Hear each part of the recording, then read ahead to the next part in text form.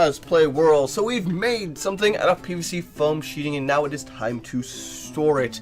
Now, it's fairly easy to clean, so even if it's covered in dust, it shouldn't be too much of an issue. I think the worst thing that could happen is if you have really heavy rasp texture, then you might have to go in and clean it up. But then that's probably a battle-worn texture. It's not that big a deal.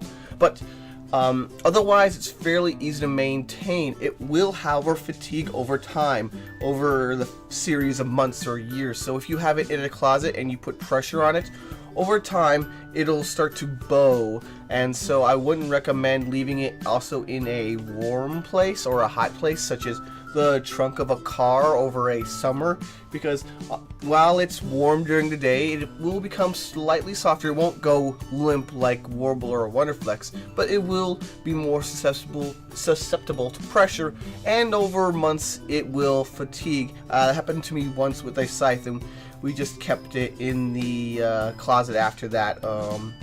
We reheated it and fixed it, but it's better that it didn't happen in the first place. So as long as you don't keep it in a warm, hot place, it should be fine, and you don't put pressure on it over time.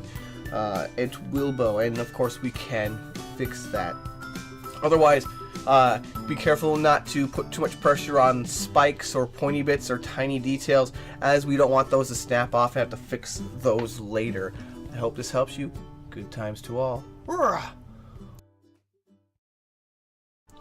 Hit that sub button for more cosplay tutorials, con coverage, and general cosplay madness.